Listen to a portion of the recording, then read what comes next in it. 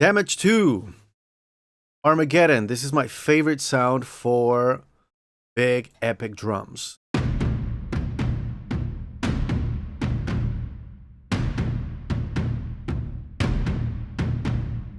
So I like the deep sound. I like the organic sound that these people captured, and it sounds great.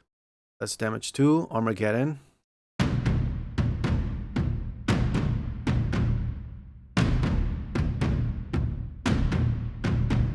I would be very happy with that library only. Don't need anything else. But the other sound that I use that is organic, big, is here. Bass drum. I mean, it's LA modern percussion.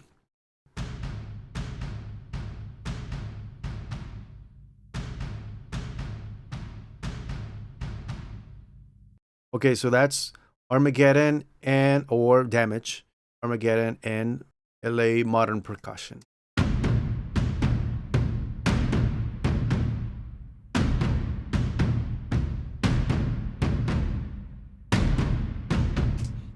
All right, besides those, I'm using Cerberus from Audio Imperia, and they're very compressed.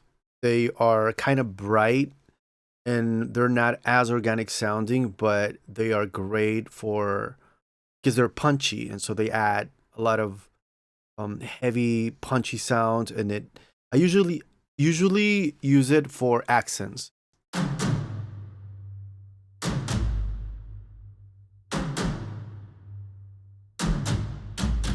So notice that Cerberus has less movement than or Damage and bass drums. Less busy on the one, and down, that's it. While the other ones are moving a lot.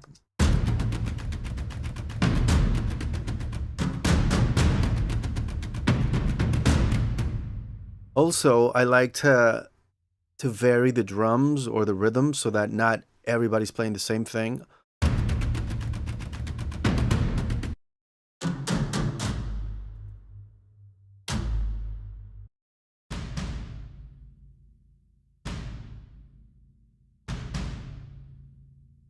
Even these bass drum and Cerberus are kind of similar, but not exactly the same.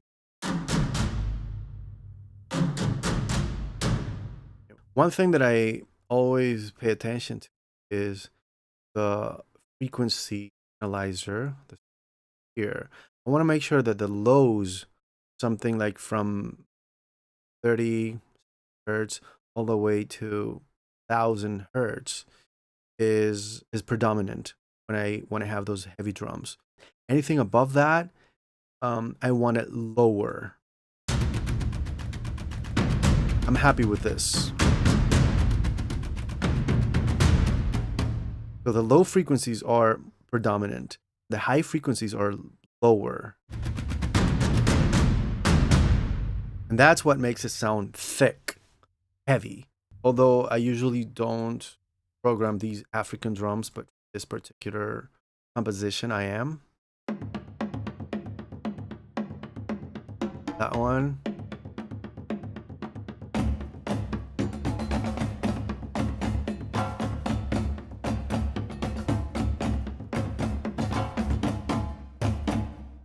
Notice that I'm very, very conservative with level. Usually these instruments, when you play them, they're minus 20 dB. They're up here in the 0, and every single heavy drum will add weight to it, and it add level or volume, and you end up having the massive sounds that are above 0 dB, and it'll flip. So what I do is I just lower the gain, hitting minus 25,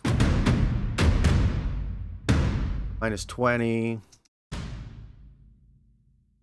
etc. Something like that. Very low, conservative with the levels. My high percussion, at whatever you want there, with the frequencies. That's the high part. Pretty good. mind.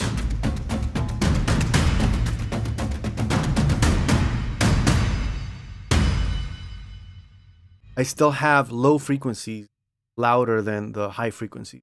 I don't want sizzle drums. I want heavy, low frequency drums. I have hits.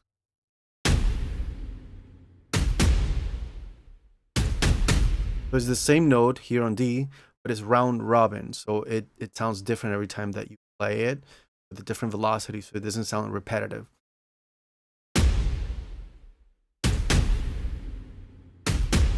And I'm using this instrument mainly on downbeats and some accents, but not throughout. So it's less active than my percussion.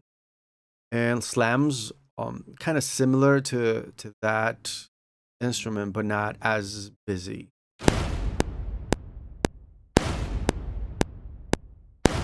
Also from Key Forest.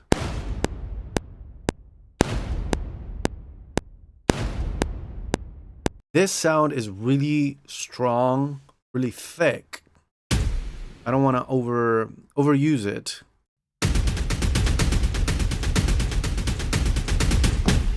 It's what happens is that it ends up being very trebly.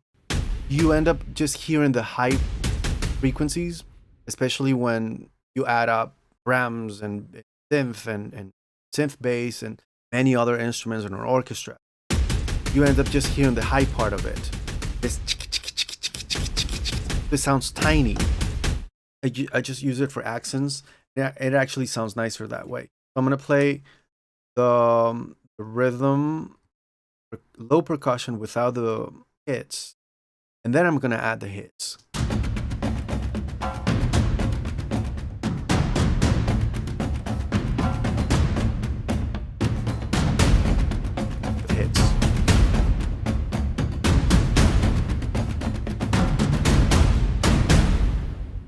Yeah. So and the other thing that is really nice when you don't overdo the hits is that whenever they're accenting, it sounds massive, it sounds better, it sounds bigger. If I were to play jiggy jiggy jiggy jiggy jiggy on the hits, it would just get so tiresome to the ear. So I prefer to have that way, and I think it's more effective. Also, the variation of the drum sounds more natural. Something that I don't want in my percussion is a lot of high ends like this.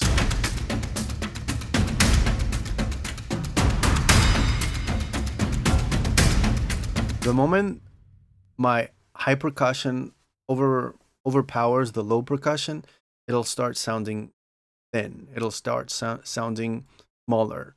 So again, I want this frequency to be louder in the low end than in the high end.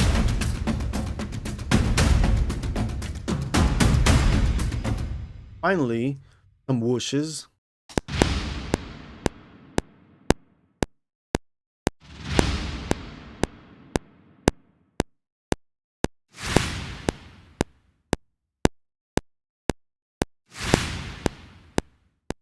Again, stressing that one more time, my levels are really conservative. This is the addition of all these percussive instruments. The bowl peaking at -12.